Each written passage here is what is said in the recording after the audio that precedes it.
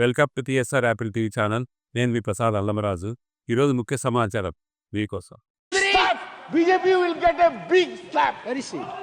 Miss Indira Chaudhary, please. धन्यवाद सभापति महोदय। आज मैं यूनियन बजट 25-26 पर अपनी बात रखने के लिए खड़ी हूँ। भारत के संविधान के आर्टिकल 38 भारत को एक वेलफेयर स्टेट के तौर पर पेश करता है और सरकार की जिम्मेदारी है कि बजट और उससे जुड़ी वेलफेयर स्कीम्स के जरिए इन आर्टिकल्स को हकीकत में लाया जाए। इसलिए यूनियन बजट सिर्फ एक आंकड़ों की किताब नहीं बल्कि सरकार की प्राथमिकता और वेलफेयर स्टेट के संविधान से जुड़ी वफादारी का आईना है। सरकार की जिम्मेदारी है कि इकोनॉमिक पॉलिसीज जिनमें बजट भी शामिल है ऐसी बनाए जाए जो गैर बराबरी को कम कर सके और सबसे ज्यादा गरीब वर्ग को सहारा दे। बजट वो लाइफलाइन है जिससे शिक्षा, स्वास्थ्य, पेयजल, social security, SC, ST, minority, गरीबों की भलाई के लिए स्कीमें चलाई जाती है। मगर ये बजट को देखकर महसूस होता है कि ये भविष्य के निर्माण से ज्यादा हेडलाइन बटोरने का एक दस्तावेज है। इससे सबसे ज्यादा प्रभावित होने वाली वही लोग पीछे छूट रहे हैं जिन्हें सरकार के सहारे की सबसे ज्यादा जरूरत थी। वो किसान जो बढ़ती लागत से परेशान हैं, वो नौजवान जो बेरोजगारी का सामना कर रहे हैं और वो औरतें जो निजामती रुकावटों से जूझ रही हैं और वो गरीब जो महंगाई के बोझ के तले दबे हुए हैं। This government is proudly marketing the income tax exemption of 12 lakhs. But the question is how many Indians even earn that much to benefit from it? Only 2.2% of Indian population pays direct taxes, whereas no relief has been given in regards to indirect taxes, the burden of which falls on everyone, especially the poor and weaker section of the society. This clearly shows that this is not an inclusive budget. GST की ऊंची दरों ने आम आदमी की कमर तोड़ दी है। जरूरत इस बात की है कि खाद्य सामग्री, दवा, स्कूल की किताबें और जरूरत की चीजों पर टैक्स कम किया जाए।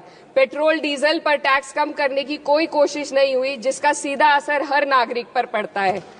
आर्टिकल 41 कहता है कि सरकार को ये कोशिश करनी चाहिए कि वो अपनी इकोनॉमिक हालात और रिसोर्सेज के हिसाब से लोगों को रोजगार दे। इस बजट ने बेरोजगारी दूर करने की दिशा में कोई ठोस उपाय नहीं दिया है। नई नौकरियों की बात तो छोड़िए, जो पहले से थी वो भी खत्म होती जा रही हैं। स्किल डेवलपमेंट प्रोग्राम के नाम पर करोड़ों खर्च किए जा रहे हैं, मगर सवाल ये है कि ट्रेनिंग लेने के बाद कितने नौजवानों को असल में नौकरी मिल रही है। सरकार के पास इसका भी कोई आंकड़ा नहीं है। सरकारी विभागों में लाखों पद खाली हैं, मगर भर्ती का कोई प्लान नहीं है। आर्टिकल 45 जिसके द्वारा सरकार की जिम्मेदारी है कि हर बच्चे को 6 साल की उम्र तक फ्री और जरूरी तालीम मिले ताकि उनका बुनियादी तालीमी डेवलपमेंट सही से हो सके, जिसको संसद ने शिक्षा का अधिकार अधिनियम बनाकर और भी मजबूती दी थी, परंतु इसकी जमीनी हालत क्या है वो किसी से छुपी नहीं है। नगरीय क्षेत्रों में सरकारी स्कूलों में शिक्षक न होने की वजह से स्कूल बंद हो रहे हैं तथा दूरस्थ ग्रामीण क्षेत्र के स्कूलों में टीचर ही नहीं पहुंच पा रहे हैं। सरकार कह रही है कि डिजिटल इंडिया और एआई से तालीम का इंतजाम होगा, मगर जरा जमीन पर देखिए, उत्तर प्रदेश में सिर्फ 22% सरकारी स्कूलों में कंप्यूटर है। मेरे संसदीय क्षेत्र कैराना में कई सरकारी स्कूल शिक्षक न होने की वजह से बंद हैं और मदरसा एजुकेशन के बजट में 57% की कटौती कर दी गई है। क्या यही सबका साथ सबका विकास है? इसी तर्ज पर अस्पताल हैं जहां पर डॉक्टर नहीं है। आर्टिकल 47 अच्छी सेहत और जिंदगी के स्टैंडर्ड को बेहतर बनाने की आवश्यकता पर जोर देता है। राज्य की जिम्मेदारी है कि लोगों की सेहत और उनके वेलबींग को बेहतर करने के लिए जरूरी कदम उठाए, लेकिन हकीकत यह है कि इस बजट का सिर्फ 2% ही आम जनता तक पहुंच पाता है। शामली जिले में 84 डॉक्टर की पोस्ट स्वीकृत है, मगर सिर्फ 29 डॉक्टर काम कर रहे हैं और गायनोकोलॉजिस्ट मात्र 1 है। दवाइयों की कीमतें बढ़ती जा रही हैं, मगर गरीबों के लिए कोई राहत नहीं है। सरकार ने महिलाओं के लिए बजट बढ़ाने का दावा किया, मगर 81% इसका बजट सिर्फ पोषण योजनाओं में डाला गया है। महिलाओं के रोजगार, उनके इकोनॉमिक इंडिपेंडेंस और सुरक्षा के लिए कोई ठोस योजना नहीं बनाई है।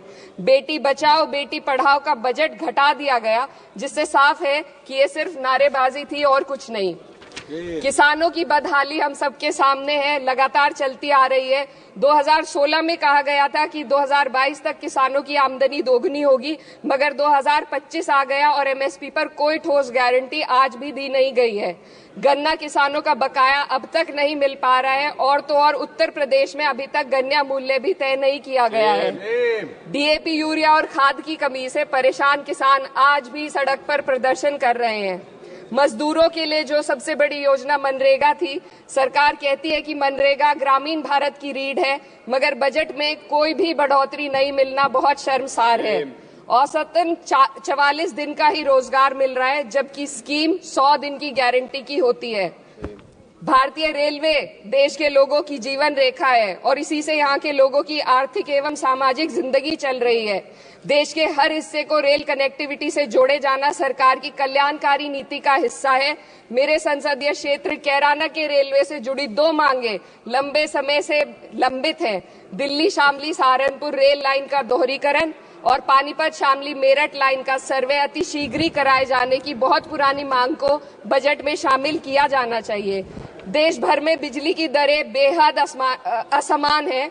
उत्तर प्रदेश में ये दरें बहुत ज्यादा हैं। देश भर में एक समान बिजली दरें लागू करने का प्रावधान किया जाए। रिवैम्प योजना में हर घर तक बिजली पहुंचाने के लिए एलटी लाइन बनाने का प्रावधान भी जोड़ा जाए। कृषि उपकरणों व खाद डीएपी को जीएसटी से मुक्त किया जाए। किसानों की एमएसपी की मांग को पूरा करने के साथ साथ उत्तर प्रदेश के किसानों को गन्ना मूल्य निर्धारण पिछले वर्ष से बढ़ाकर किया जाना बेहद जरूरी है। जनपद शामली व मुजफ्फरनगर को एनसीआर में तो शामिल किया गया है, परंतु वहां पर कोई विकास नहीं हुआ तथा उसको कोई भी लाभ नहीं मिला है। वहां के लोग सिर्फ प्रदूषण के बाध्यकारी नियमों से परेशान हैं, इसलिए दोनों जनपदों को एनसीआर की सीमा से बाहर किया जाना चाहिए। मेरे संसदीय क्षेत्र में मैं कुछ चीजें बजट स्पीच में ऐड करना चाहती हूँ। एक, ट्रॉमा सेंटर और जिला अस्पताल के अपग्रेडेशन की भी मांग है। जनपद शामली और सहारनपुर में एक महिला डिग्री कॉलेज खोला जाए। कैराना में जस्ट कंक्लूडिंग, यमुना नदी के घाट पर सौंदर्य कार्य का भी कार्य जोड़ा जाए। जनपद शामली में टेक्सटाइल पार्क की स्थापना की जाए और जो संसद निधि है, सांसदों को केवल 5 करोड़ रुपए दिए जाते हैं और एमएलए, उत्तर प्रदेश के एमएलए को भी 5 करोड़ दिए जाते हैं। हमारी मांग है या तो इसे बढ़ाकर 25 करोड़ किया जाए या फिर सिरे से खारिज किया जाए। Sir, just one minute. The union budget was an opportunity to address the pressing... Sir, just 1 minute. Please, 2 more speakers are in your party. Sir, just concluding. Pressing concern of India's citizen, rising unemployment, soaring inflation, crumbling public services and deepening rural distress. Yet, instead of offering real solution, the government has focused on optics and half measures. While tax relief for the middle class is welcome, it does nothing for the millions who earn too little to benefit from it. Education remains underfunded, rural employment stagnates and farmers continue to struggle without meaningful support. The delays in conducting the census and caste census further exposes the government's disregard for data-driven policy making and social justice.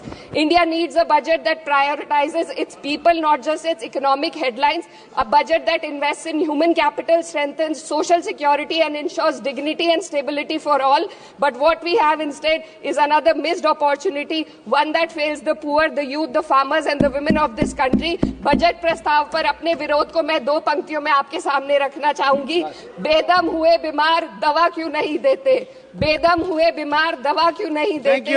तुम अच्छे मसीहा हो, शिफा क्यों नहीं देते? मिट जाएगी मखलूक तो इंसाफ करोगे, मुंसिफ हो तो हश्र उठा क्यों नहीं देते? Subrayan,